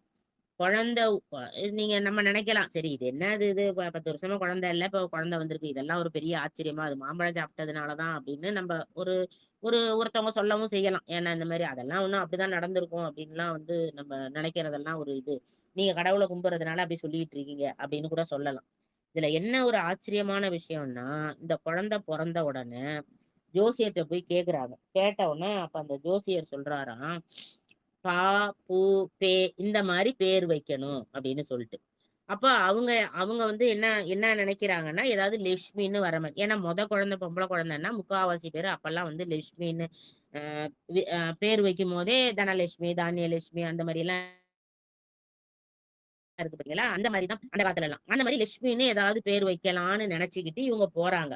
அப்ப என்ன வச்சிருக்கலாம், பாக்கியலட்சுமின்னு வச்சிருக்கலாம். ஏன்னா பாவுல ஆரம்பிக்கிறதுனால. ஆனா அந்த ஜோசியக்காரரு இவங்க எதுவுமே சொல்லலையாம். இந்த மாதிரி மாங்கனி சாப்பிட்டதுனாலதான் அந்த குழந்தை வந்ததுன்னா இவங்க எதுவும் அந்த ஜோசியக்காரர் சொல்லல. அவரு அந்த பிறந்த தேதிய பார்த்துட்டு அப்பா பே பூ இதுல எந்த பேர் வேணாலும் வைக்கலாம் ஆரம்பிக்கிற மாதிரின்னு சொன்ன பிறகு நீங்களே ஒரு பேர் சொல்லுங்கன்னு கேட்டாங்களாம். அப்ப அந்த ஜோசியக்காரர் சொன்னாராம், புனிதவதின்னு வைங்கன்னு சொன்னாராம். அப்ப இந்த இடத்துல வந்து பாத்தீங்கன்னா, இறைவனால அந்த பழம் கொடுக்கப்பட்டா கூட அந்த பெண்ணுக்கு வந்து அந்த பேர் அமையுது பாருங்க. அப்ப என்னது, இறைவனோட தொடர்பு இருக்கிறதுனாலதானே அந்த பேர் அமையுது. புனிதவதின்னு பேர் வச்சாங்க. இப்பயும் வந்து பாத்தீங்கன்னா அந்த பெண்ணு வந்து சின்ன குழந்தையிலேயே, நாங்க அங்க இருக்கும் போதே 2014, 16 எல்லாம் பாத்தீங்கன்னா அந்த குழந்தை அப்படி அழகா தேவாரம் பாடுவோம். அப்ப எப்படி சமுத்திரம் 3 வாரம் வந்து பாட ஆரம்பிச்சாரோ அது மாதிரி அந்த பாட்டை கேட்டாலே அவ வந்து அவ்வளவு அழகா பாடுவான். அது மாதிரி இறைவனோட அருள் வந்து பாத்தீங்கன்னா நமக்கு கிடைக்கணும் அப்படின்னா கண்டிப்பா கிடைக்கும். அப்புறம் இப்ப இந்த மாங்கனி திருவிழா சொல்றேன். இந்த மாங்கனி திருவிழா வந்து மாங்கனி இறைப்பாங்களா, அது இறைச்சி சுவாமி வந்து சாயந்தரம் இங்க வருவார். இங்க இருந்து வந்த பிறகு அதாவது இந்த வணிகன் வந்து கடற்பட்டணம் போனா எல்லாமே செய்கையில தானே செய்வாங்க. அதனால ஒரு கப்பல்ல வந்து என்ன செய்வாங்க, அந்த வணிகனை வச்சு அங்க இருக்கிற பாண்டிய குல தெய்வம் அப்படின்னு சொல்லி பாண்டிய நாட்டுக்கு போறதா பாண்டிய குல விநாயகர் அப்படின்னு அந்த கோயிலுக்கு இங்க இருந்து என்ன செய்வாங்க, கப்பல்ல போவாங்க. கப்பல்ல போயிட்டு, அதாவது கப்பல் மாதிரி ஒரு ரதம் செஞ்சு அதுல வந்து என்ன செய்வாங்க, இந்த வணிகன் போற மாதிரி ஒரு செய்கையால செய்வாங்க. அதுக்கப்புறம் அம்பாளே என்ன செய்வா, அம்பாள்னா இங்க அம்மையார், அவங்களையும் என்ன செய்வாங்க, இங்க இருந்து ஒரு சப்பரத்துல வச்சு அங்க கொண்டு போவாங்க. கொன்று போன பிறகு இங்க என்ன இருக்கும், இங்க வரமத்தனுக்கும் திருமணமான ஒரு திருமண நிகழ்ச்சி நடக்கும். எங்க காரைக்கால் பட்டணத்துல, இங்க காரைக்கால் அம்மையார் கோயில்ல. அதே போல அங்க போன பிறகு கிட்டத்தட்ட 10 மணி ஆயிரும். அங்க 10 மணிக்கு போன பிறகு அங்க ஒரு திருக்கல்யாணம் நடக்கும். அது யாருக்கும் நடக்கும்னா, அங்க குலசேகரப்பட்டினத்துல அந்த புனிதவதியார திருமணம் பண்ண இந்த இந்த வணிகன் இன்னொரு திருமணம் பண்ணிக்கிறான் பாருங்க, அங்க குலசேகரப்பட்டினத்துல. அந்த திருமணத்தை அங்க நடத்துற மாதிரி ஒரு திருக்கல்யாணம் நடத்துவாங்க. திருக்கல்யாணம் நடத்தி அதுக்கு அடுத்தது என்னன்னா, திருக்கல்யாணம் முடிஞ்ச உடனே இந்த அம்மையார் சப்பரம் வரும். அதுக்கு அடுத்தது அம்மையாரை வந்து என்ன செய்வாங்க, அலங்காரம் பண்ணுவாங்க. இங்க இருந்து போகும்போது பாத்தீங்கன்னா அந்த அம்மையார் எப்படி இருக்கும்னா, கிட்டத்தட்ட ஆண்டாள் நாச்சியார் மாதிரி இருக்கும் அவங்க அலங்காரம். பாத்தீங்கன்னா இந்த அம்பாள் போகும்போது அவ்வளவு அழகா அலங்காரம் பண்ணி கூட்டிட்டு போவாங்க. திரும்ப வரும்போது பாத்தீங்கன்னா அப்படியே பேய் வடிவு, இப்ப நம்ம வந்து அந்த வடிவை பாக்குறோம் பாத்தீங்களா, இதே போல வடிவுல அலங்காரம் பண்ணுவாங்க.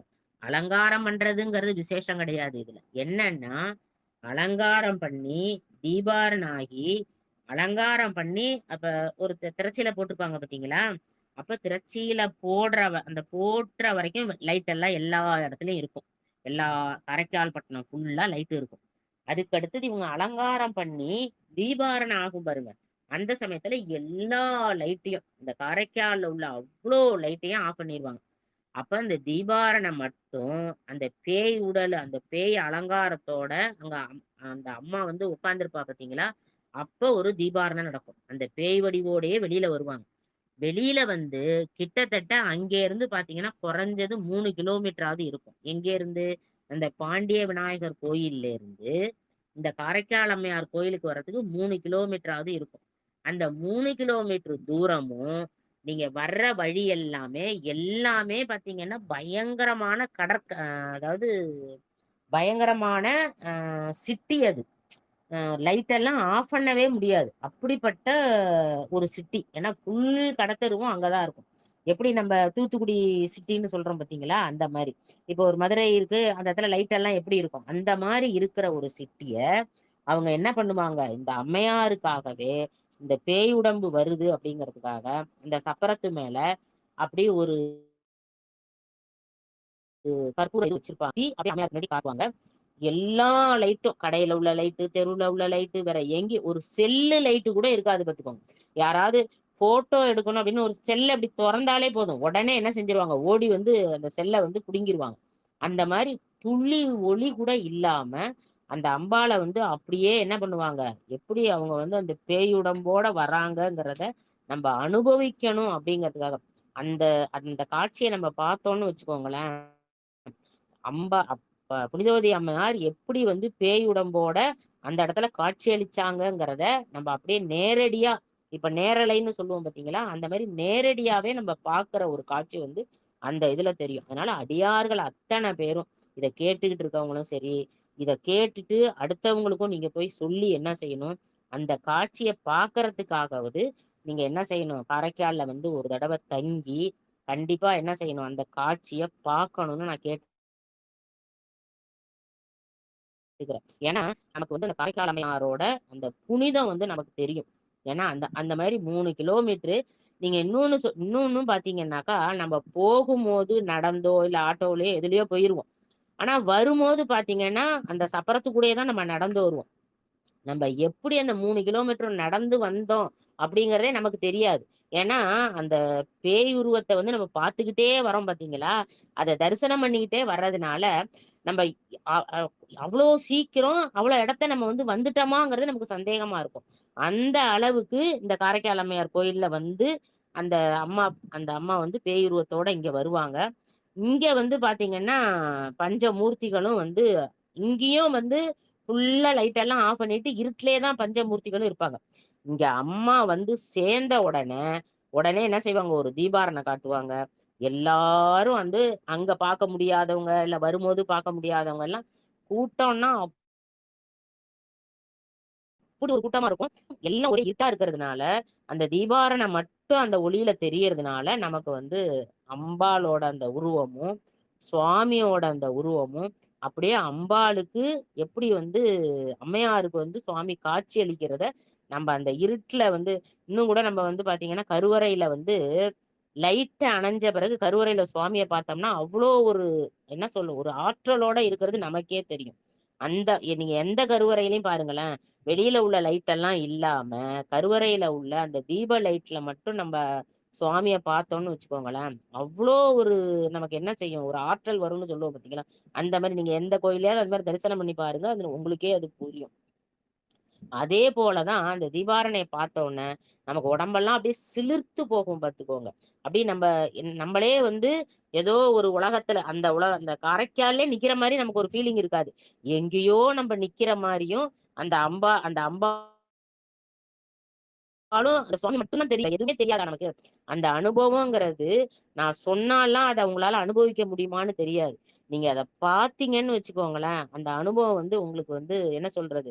அப்படி ஜிவ்வுன்னு முதுகெலும்புல ஏறும்னு சொல்லுவாங்க பார்த்தீங்களா? அந்த மாரி ஒரு உணர்வு வந்து நமக்கு வந்து தோணும். ஒவ்வொரு வருஷமும் அத அனுபவிக்கிறதுக்காகவே என்ன செய்யணும்? அடியார் பெருமக்கள்லாம் வந்து அந்த தரிசனத்த பார்க்கணும் அப்படின்னு கேட்டுக்கிறேன்.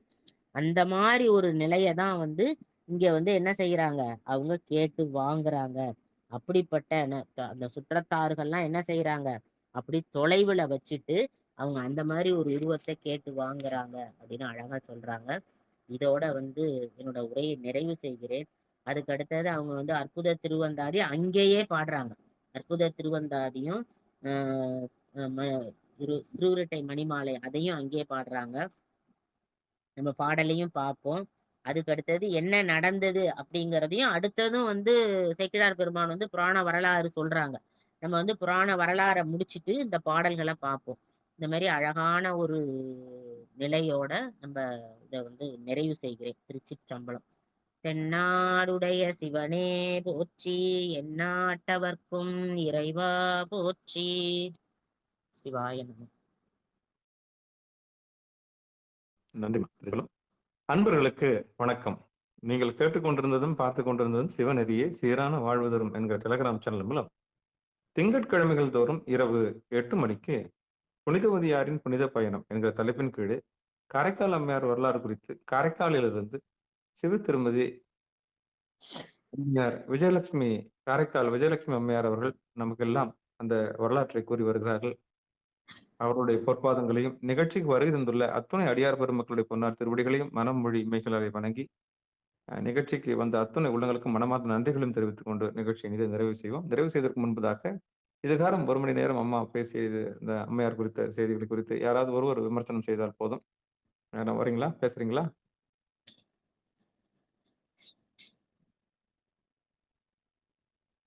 வாங்கம்மா. போன வருஷம் இல்லாத அந்த முந்தின வருஷம் போயிருந்தேன் ஐயா. அம்மா சொல்றது அவ்வளோ 200% இது ஐயா. அனுபவிக்கலாம் ஐயா. அந்த இருட்டுல அதாவது வந்து 3 அதான் கிலோமீட்டர் வந்து அம்மா திருவிழா வந்து பார்த்தேன் ஐயா. அந்த இருட்டுல வந்தது. ஆனா அப்ப வந்து எங்களுக்கு இங்க ஒரு கல்யாணம் பண்றாங்க, அங்க ஒரு கல்யாணம் பண்றாங்க, ஏன் பண்றாங்கன்றது புரியாது இருந்தது. இப்ப அம்மா சொன்னதுக்கு அப்புறம் தான் அங்க வந்து அவங்களுக்கு நடக்குதுன்றது தெரிஞ்சுது ஐயா. நல்ல தனதத்தனுக்கும் அந்த 2வது மனைவிக்கும். ஆமா ஆமா, இங்க நல்ல விமர்சையா நடந்தது. அங்க சிம்பிளா கோயில்ல கல்யாணம் நடக்கும் பாருங்க, அது மாதிரி அங்க நடக்குது. அப்ப யோசனை பண்றோம் நாங்க, இங்க ஒரு கல்யாணம் நடக்குது, அங்க ஒரு கல்யாணம், ஒண்ணுமே புரியவே இல்லையே அப்படின்னு நினைச்சோம். இப்ப அம்மா சொன்னதுக்கு அப்புறம் அங்க தனதத்தனுக்கும் அந்த 2வது மனைவிக்கும் அங்க மேரேஜ் நடக்குது. அத பார்த்துட்டு அம்மா யாரு இருட்டுல வராங்க அப்படின்னு சொல்லிட்டு ரொம்ப அருமையா இருந்தது ஐயா. அந்த இருட்டுல நடந்து வந்தது, ஒரு கல்லு தடுக்கல, ஒரு இது இல்ல, அவ்வளவு ஜனமா அப்படியே அமைதியெல்லாம் வந்தாங்க பாருங்க. மெய் சிலிர்த்து போச்சு ஐயா. சரி, இப்போ எந்தவித ஆரவாரமும் இல்லாம தெருவில் ஒண்ணுமே இல்லாம கிடையாது. அமைதி அதாவது அந்த பின் டிராப் சைலண்ட்பாங்கல்ல அந்த மாதிரி இருக்கும் அந்த அம்மையார் வர்றது. ஓ அந்த மௌனத்தை கடைபிடிப்பாங்களா அது மாதிரி? ஆமா, ஒரு பாடலோ எதுவுமே இருக்காது. அப்படியே அம்மையார் சப்பரத்துல வருவாங்க, பின்னாடி அடியர்கள் அப்படியே நடந்து வருவாங்க, அவ்வளவுதான். அப்படி ஏன்னா லைட் எல்லாம் எதுவும் இல்லாததுனால எந்த சவுண்டும் இருக்காது. சரிங்க, அற்புதம் அற்புதம். சிலர் அழுதுனே வருவாங்க ஐயா, சிலர் அழுவாங்க, அம்மாவுக்கு இந்த நிலைமை ஆயிடுச்சு அப்படின்னு சொல்லிட்டு சிலர் அழுவ கூட செய்வாங்க. ஆனா சைலண்டா அழுவாங்க. சிவபெருமானே, சிவ சிவா, திருச்சிற்றம்பலம். சிவாயம் ஐயா, நான் முதல் வருஷம், அதாவது இந்த வருஷத்துக்கு முன் வருஷம் போனேன் ஐயா. அந்த காட்சி பார்க்கும்போது திரும்பியும் பார்க்கணும்னு போன வருஷமும் போனேன், அதுக்கு முன் வருஷமும் போனேன். போன வருஷம் எப்படி இருந்ததோ அதுல துளி கூட மாற்றம் இல்லாம அந்த நடைமுறை இருக்கு பாருங்க, அது அவ்வளவு அருமையா இருந்தது. அந்த கப்பல்ல அவங்க உற்றார் உறவினரும் பொம்மைங்க போகும், அம்மாவும் அந்த கப்பல் உட்கார்ந்து இருப்பாங்க. அந்த கப்பல்ல அந்த கப்பலுக்கே நம்ம அடிபணிஞ்சு அந்த காட்சி பார்க்கணும்னா கோடி கண்கள் வேணும் ஐயா.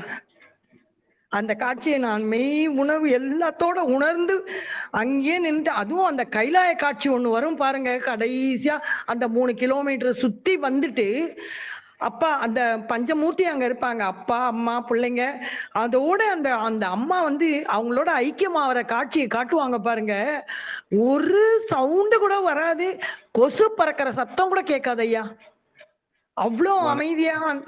உண்மையிலேயே அதுக்காக இப்போ இந்த வருஷம் போகணுன்றதுக்குள்ள ஒவ்வொரு வருஷமும் போகணும்ட்டு துடிச்சுக்கிட்டு அந்த நாள் எப்போ வரும். ஏன்னா எங்க சம்பந்தியும் அங்க இருக்காங்க, அதனால அவங்க ஒரு தடவை சொன்னதுக்கு அப்புறம் தவறவே முடியல.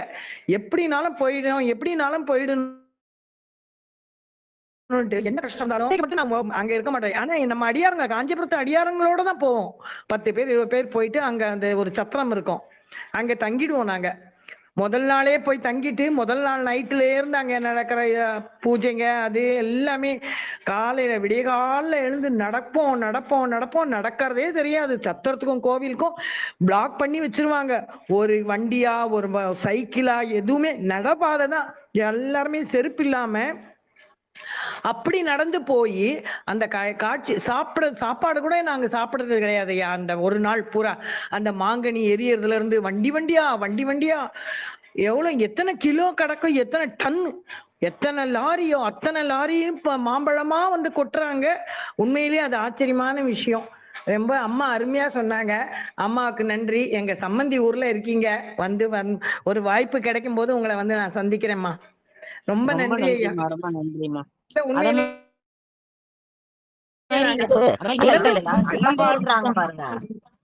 ஒருத்தரா பேசுங்க, இவ்வளவு நேரம் காத்திருந்தேன். ஒருத்தரா பேசுங்கம்மா. இவ்வளவு நேரம் ஒருத்தர் பேச 2 தான் சொல்ல முடியும். திருச்சிற்றம்பலம் அம்மா, ரொம்ப வணக்கம்மா. இன்னொரு விஷயம் சொல்லணும். அதாவது என்னன்னா, அங்க வந்தவங்க யாருமே அன்னம் சாப்பிடாம போக கூடாதுங்கிறதுக்காக அத்தனை பேருக்கும், அதாவது அந்த பந்தியில உட்காந்து சாப்பிட முடியலன்னா கூட எல்லாருக்கும் சாப்பாடு கொடுப்பாங்க பாத்துக்கோங்க. விடிய அதாவது சாப்பாடுங்கிறது எப்ப சாப்பிடணும், ஒரு 8 மணில இருந்து அதிகபட்சம் 10 மணி வரைக்கும் தான் சாப்பிடணும். ஆனா இங்க பாத்தீங்கன்னா அன்னைக்கு காலையில ஆரம்பிக்கிற சாப்பாடு மறுநாள் காலையில 6 மணி வரைக்கும் தொடர்ந்து சாப்பாடு நடக்கும் பாத்துக்கோங்க. அண்ணா கொடுத்துக்கிட்டே இருப்பாங்க. அது ரொம்ப விசேஷமா நடக்கும். ஃபுல்லா அன்னதானம் நடக்கும். அப்ப அன்னைக்கு ஃபுல்லா அன்னதானம் நடக்கும். அம்மா அவங்க அம்மா அந்த விழாவை பத்தி எல்லாரும் பேசுறாங்க. நான் கதையில இருந்து நான் தொடர்றேன். இப்போ பெண்ணா இருந்தவங்கள எலும்பாக்கினது திருமுறைகள், இந்த காரைக்கால் அம்மையார். அதே மாதிரி அந்த அம்மாவுடைய விசேஷத்துல பழங்க சாப்பிட்ட நம்மளுக்கு குழந்தை இல்லாதவங்களுக்கு யாராவது இருந்தா அந்த மாதிரி குழந்தை பிறக்கும், கல்யாணம் ஆகும். அதே மாதிரி நம்ம திருச்செங்காட்டங்குடி பிரசாதம் கூட சாப்பிடுறவங்களுக்கு குழந்தை பிறக்கும். அது ஒரு ஐதீகம் கண்டிப்பா. அதே மாதிரி சொல்லுங்கம்மா. அது ஒண்ணு.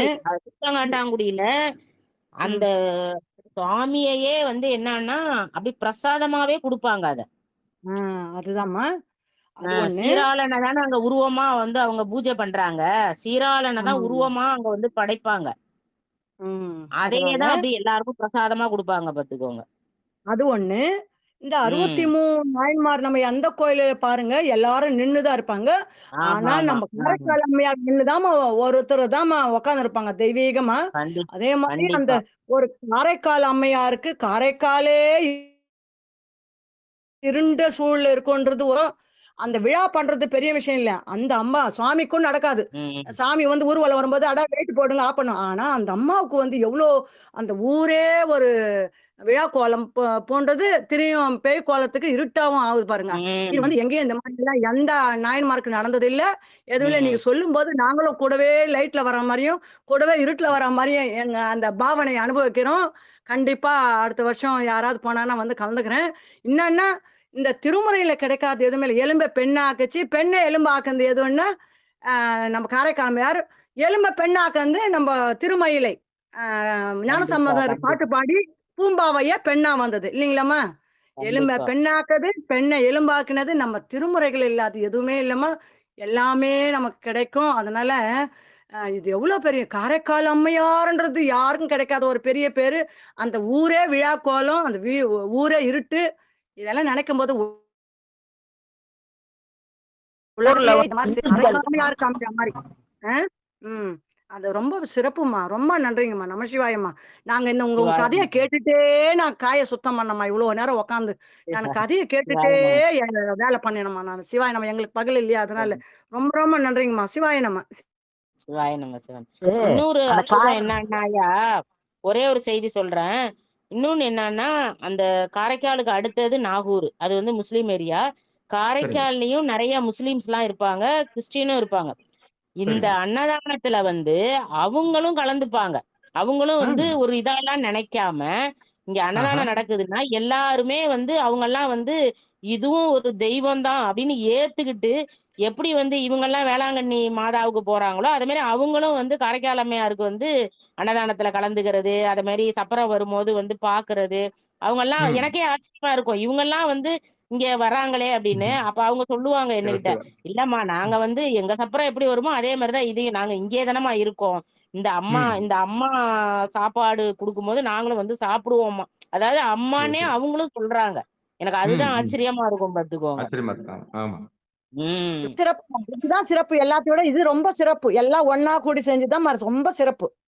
அற்புதம், கண்டிப்பா, அற்புதம். கண்டிப்பா. நன்றிங்கம்மா. அம்மா நன்றி. அவங்க என்ன ஐயா தெரியுங்களா சொல்லுவாங்க? ஒரு நிமிஷமா. அம்மா கோயிலுக்கு போறேன்னு தாம்மா சொல்லுவாங்க.